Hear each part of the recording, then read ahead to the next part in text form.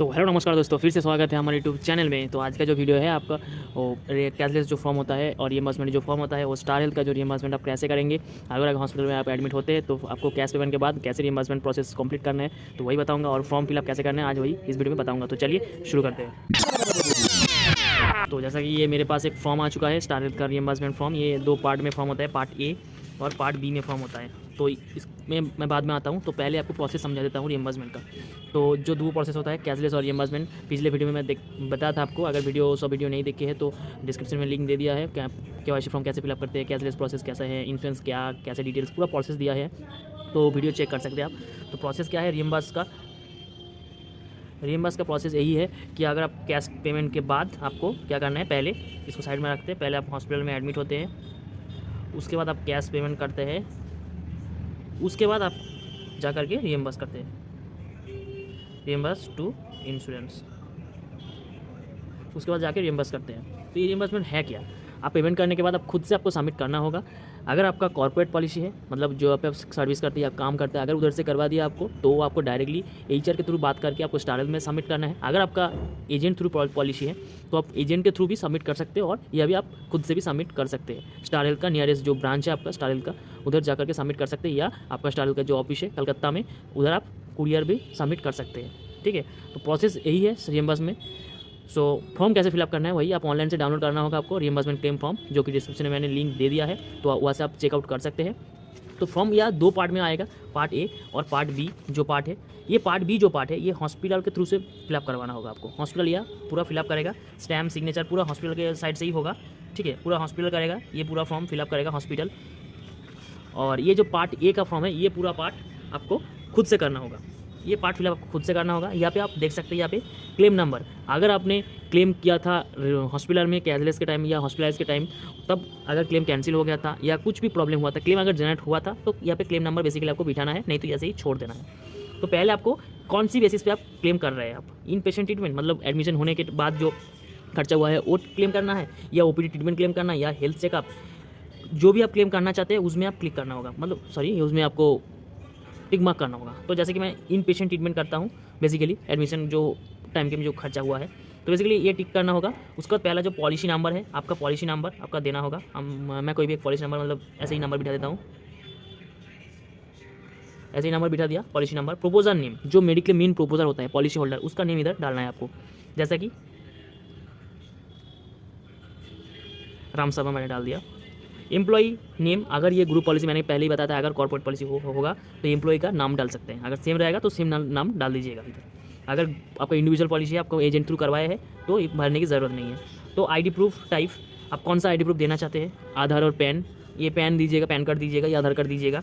यहाँ पे आप लिख सकते हैं ID proof type, address proof लिख सकते हैं, और यहाँ पे आइडेंटिटी प्रूफ भी लिख सकते हैं। और केवाईसी नंबर, अगर आपके पास केवाईसी पहले किया हुआ है बैंक के थ्रू तो केवाईसी नंबर इधर डाल सकते हैं, नहीं तो आप एक केवाईसी फॉर्म फिलअप करके भी अटैच कर सकते हैं। मैंने केवाईसी फॉर्म का एक वीडियो बनाया हुआ है, तो वहाँ पे जाकर के आप चेक कर सकते हैं। तो बेसिकली यहाँ पे, और यहाँ पे एड्रेस आपको भरना है, यहाँ पे एड्रेस का ऑप्शन है, एड्रेस भरना है। रजिस्टर ईमेल आईडी आपको दे देना है, रजिस्टर ईमेल एड्रेस यहाँ पे देना है, यहाँ पे एड्रेस आपको भरना है, KYC number, register mobile number, जिसमें स्टार में जो रजिस्टर है मोबाइल नंबर, वो रजिस्टर मोबाइल नंबर आप यहाँ पे दे सकते हैं, रजिस्टर मोबाइल नंबर दे सकते हैं। व्हाट्सएप नंबर भी चेक कर सकते हैं, मतलब दे सकते हैं। ठीक है, और पॉलिसी पीरियड आपको लिखना है इधर, पॉलिसी कितने टाइम से कितने टाइम चल रहा है आपका पॉलिसी, वो लिखना है इधर आपको।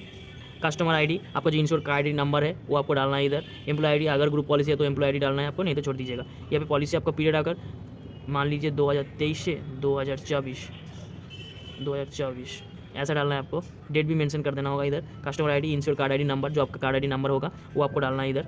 ऐसे नंबर होता है 234678 ऐसा होता है। और आईडी प्रूफ, लास्ट डिजिट आधार कार्ड, यहाँ पे आधार कार्ड डालना है, इधर आधार कार्ड नंबर, यहाँ पे आधार कार्ड नंबर लास्ट 4 डिजिट डालना है। पैन कार्ड नंबर भी इधर डालना है आपका, पैन कार्ड नंबर, ये पैन कार्ड नंबर। सिटी, आपका एड्रेस यहाँ पे भरना है, एड्रेस भरना है। और इंश्योर्ड पेशेंट नेम, जो पेशेंट है यहाँ पे उसका नाम भरना है, जो पेशेंट है यहाँ पे उसका नाम भरना है। जैसे कि यहाँ पे पेशेंट नेम लक्ष्मण शर्मा हो सकता है, तो लक्ष्मण शर्मा का नाम, एज 25 एज का डालना है। और ABH ID मतलब आधार कार्ड का नंबर आपको यहाँ पे डाल देना है बेसिकली। स्टार हेल्थ का TPA कार्ड आईडी नंबर, या अगर प्रोपोजर का कार्ड आईडी नंबर होता है तो कार्ड आईडी नंबर ऐसा अलग होगा इनका, ऐसा 4 या 3 या 2 होगा। तो इलनेस, मेटर्निटी इंजरी, किस कारण से हॉस्पिटलाइजेशन हुआ था patient, illness, place of accident, अगर एक्सीडेंट होता है तो एक्सीडेंट का यहाँ पे डिटेल भरेंगे आप। जेंडर भरेंगे, रिलेशन विद प्रोपोजर, मतलब पेशेंट से प्रोपोजर का रिलेशन क्या है, अगर सन होगा तो सन भर दीजिएगा। ID proof types, ID proof number, Aadhaar card का नंबर, अगर डेट ऑफ एक्शन, अगर एक्शन होता है तो वो लिखना होगा यहाँ पे, अगर नहीं है तो नो कर दीजिएगा, कुछ नहीं करना है, छोड़ दीजिएगा। यहाँ पे बेसिकली नो कर दीजिएगा। अगर किसी दूसरे कंपनी में आपका इंश्योरेंस है तो येस कीजिएगा, नहीं तो नो करिए, नो से ही बेटर रहेगा। उसके बाद यहाँ पे एक्सपेंस आपको भरना है, इधर एक्सपेंस भरना है आपको, यहाँ पे आपको एक्सपेंस भरना है, बिलिंग डिटेल्स भरना है आपको, हॉस्पिटल एक्सपेंस कितना अमाउंट, अगर 1,25,000 ऐसा होगा तो भर दीजिएगा इधर 1,25,000 बेसिकली, और यहाँ पे डायरेक्टली 1,25,000 ऐसे भर दीजिएगा। बाइफरकेट नहीं करना चाहिए तो थोड़ा सा प्रॉब्लम हो जाएगा, ऐसे भर सकते हैं आप। बिल नंबर, अगर आपके पास आपको बिल तो होगा ही, बिल नंबर होगा, उसमें सीरियल नंबर 1 डालिएगा, बिल नंबर डाल दीजिएगा, डेट डालिए कब का बिल है, मतलब डिस्चार्ज डेट जो होगा उसका डाल दीजिएगा, इशू बाय हॉस्पिटल का नाम डाल दीजिएगा, हॉस्पिटल नेम डाल दीजिएगा, डिटेल ऑफ एक्सपेंस क्लेम, मतलब क्या वो डिटेल है, मतलब जो एक्सपेंस किया है किसके पेज में, आईपीडी सर्विस, मतलब हॉस्पिटल एज एंड क्लेम ऐसा नाम लिख दीजिएगा, आईपीडी सर्विस लिख दीजिएगा, और यहाँ पे अमाउंट लिख दीजिएगा कितना अमाउंट का बिल है। और बेसिकली यहाँ पे लिस्ट ऑफ डॉक्यूमेंट्स दिया गया है, क्या कौन सा डॉक्यूमेंट्स लगेगा, पूरा लिस्ट दिया गया है। जो डॉक्यूमेंट्स दे रहा है आप येस कीजिएगा, जो डॉक्यूमेंट्स नहीं है आपके पास नो कीजिएगा। उसके बाद प्रोपोजर का बैंक डिटेल्स भरेंगे इधर, ये ध्यान से भरना होगा, ये प्रोपोजर का बैंक डिटेल्स ध्यान से भर दीजिएगा।